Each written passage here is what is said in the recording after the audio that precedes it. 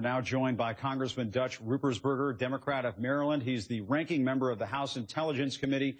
And Congressman, you just heard Frederick Pleiken's report from Syria. The White House says they are providing military support, and it sounds like it's at a critical time for the rebel opposition there. What do you make of the decision, and do you feel like this is overdue? Well, no. The first thing, we have to get proof, and the proof is, and our intelligence community has confirmed, that these chemical weapons were used. That was a red line. We have to be involved. We have to stop it, and we have to do what we can do to help train and help assist the rebels. That does not mean we're putting boots on the ground. It does not mean that we're going to do the things that we've done in Iraq and Afghanistan. And, Congressman, are weapons going to be enough? Is a no-fly zone in order? Well, right now, there's a lot of momentum, no question, going with Assad's regime. One of the main reasons is because of Hezbollah.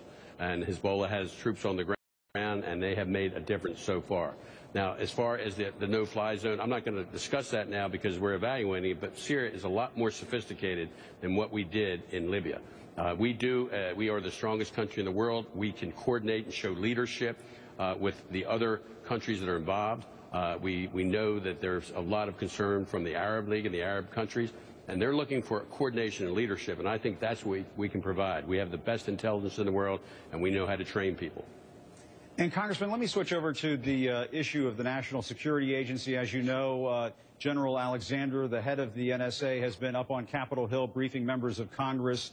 Are you satisfied? I know you're on the Intelligence Committee, so you're privy to a lot of this information that perhaps your colleagues are not.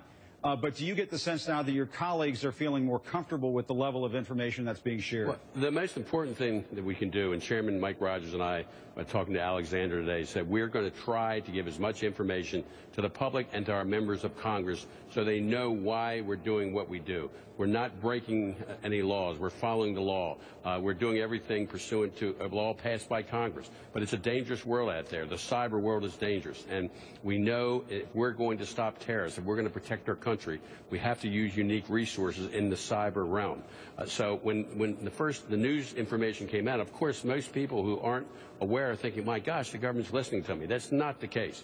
There's no names involved. It's just a large inventory of phone numbers without names or addresses. And once we have information that there could be a connection with terrorists, and if it's going to be in the United States, we turn that over, the intelligence community turns it over to the FBI, and then the courts get involved. So we need to educate, and we need to educate exactly that we're following the law, we're following the Constitution, and that there is no invasion of privacy whatsoever. But it's a dangerous world out there. And, Congressman, I know that you and Chairman Rogers were talking about Edward Snowden earlier today, and you said that he should not be regarded as a hero. Does that mean that he should be regarded, in your mind, as a traitor?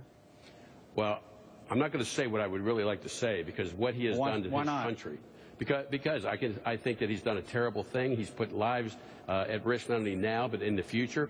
If he didn't like the way things were happening, he could raise his hand and he could say, you know, that I don't like what's going on, and there are whistleblower laws that will protect him.